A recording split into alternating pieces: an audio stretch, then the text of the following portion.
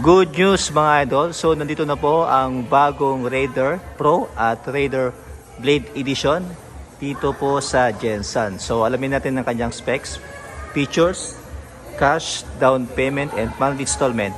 Tara mga idol, let's do this!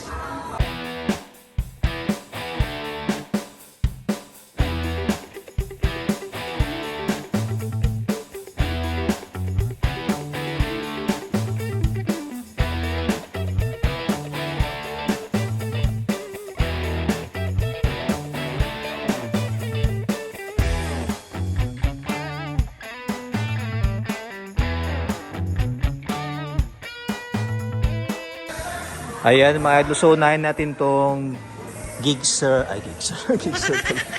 Sorry. Ayan mga idol, so unahin natin tong Raider na Pro. Ayan. So nagiba na ang kanyang headlight mga idol, yung headlight cowl niya. So kagaya po ng sa Gixxer. Tapos ito po ay LED. Ang turn signal po niya is naka-valve type. Ayan. Tapos may magandang fender na glossy black.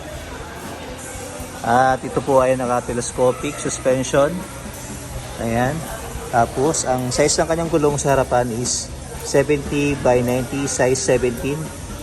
Tubeless. Ito po ay naka 2-pot caliper. Disc brake at ito po ay ABS. Ayan. At sa Blade Edition naman mga idol. So same pa rin nung luma na Gen ano bang ganyan?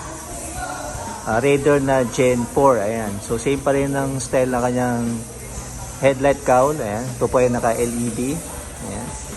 May emblem dito ng Suzuki. Tapos ito lang po na bago sa kanya mga idol. So nakahiwalay na po ang kanyang turn signal light, ayan. At dito mo siyang pag dito mga idol, oh. Tapos kanyang fender na glossy black, telescopic. Tapos ang size ng kanyang gulong, same din sa Pro mga idol, 70 by 90 size 17, tubeless. Dito po ay naka-disc brake na 2-pot caliper at hindi po siya ABS. At sa kanyang fairings naman dito sa Raider Pro, ayan, may makita kayong Suzuki. Ang iba na po kanyang winglets mga idol, oh. Para siyang aeroplano, yung pakpak ng aeroplano yun, oh. Dito po kanyang radiator.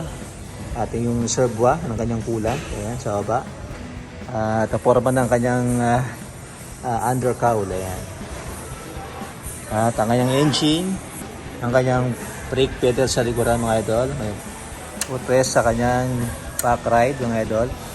Dito sa may bandang side mga idol, may naka-emblem po siya, Raider Pro. At yung sa may blade naman mga idol, decals lang po siya. Tapos sa kanyang muffler na may heat guard, gray metallic mga idol, bakal po siya. Ayan. Tapos sa likod naman, ang size ng kanyang gulong sa likuran is ayun, 80 by 90 size 17, tubeless, naka-disc brake din po siya at naka-single pot caliper.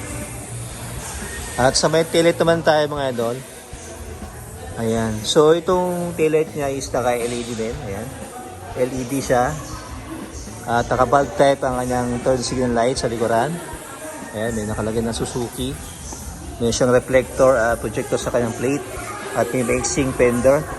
Pero dito sa Blade Edition, di ko alam kung bulb type to mga idol o same din sa Pro na naka LED siya.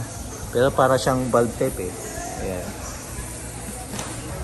Ayan ang kanyang chain mga idol.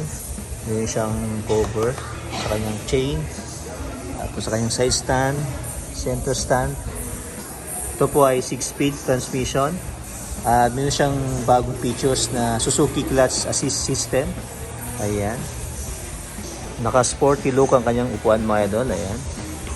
Tapos sa kanyang grab bar na matte black. At ito po yung bago, yung nakapala siya na meron siyang camelback mga idol to yun. Tapos ito, meron siyang storage dito at meron siyang hindi siya type C. USB charger, ayan. So pwede mo lagay yung phone mo dito, parang hindi kasya yata eh. Ayan. So wala siyang lock mga idol. So Pinupush lang siya. Ayan, ganyan lang siya. Push mo lang. Angat na siya. Ayan. Tapos itong Raider Pro ay nakakilis mga idol. Ayan. Tapos naka full digital meter panel po siya with smartphone connectivity via Suzuki Ride Connect app. Ayan. Ayan, ang kanyang side mirror naman mga idol. Ayan, simple lang mga idol. At ang kanyang clutch lever na matte black. Tapos may high beam, low beam. Left and right turn switch signal. At yung busina. So wala siyang passing mga idol. Sa kabila naman, at naka Suzuki Easy Start system na po siya mga idol. Ayan. Sa Blade Edition ng mga idol, so same pa rin sila. Ayan, yung USB charger mga idol. Tapos ito po ay di po siya keyless, so mayroon siyang susuyan. Safety lock po siya. Ayan, at mayroong maliit na meter panel. Same pa din sa kanyang high beam, low beam. At kanyang easy start system. Ayan. So sa engine naman mga idol, so same pa rin doon sa Gen 4 na Raider na luma. Ayan. Ang curb weight naman niya mga idol sa Raider Pro is 115 kg. So sa Blade naman, Blade Edition is 112 kg. Yung luma po na Raider is 109 kg. Ayan, medyo bumigat ngayon ang timbang niya, itong mga bago. Tapos ang kanyang seat height same pa rin, 765 mm. Ground clearance is 150 mm. Wheelbase is 1,280 mm. Ayan. At sa fuel tank capacity naman yung mga idol, same pa rin is 4 liters na may fuel consumption na 43.4 km per liters based on WMTC. Pero yung dati mga idol is yung consumption niya is 50 km per liters. Ayan.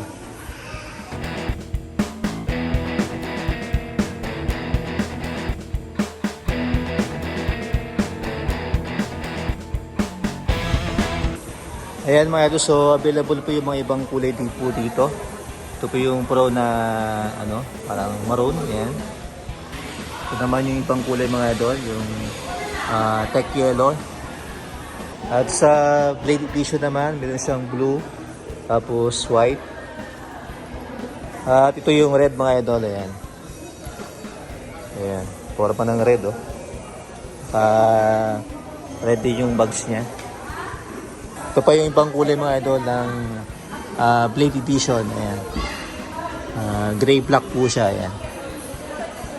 Ayan mga idol, sa mga gusto mag-purchase o mag-apply ng Suzuki Raider na Pro at Blade Edition, punta lang po dito sa may LYR Marketing Corporation. Ayan. Along J. Catolico Avenue, tabi lang po siya ng KCC. Ayan. And that's it mga idol. Salamat po sa panonood. Si Boy Joel's Motovlog. Peace and love. Goodbye.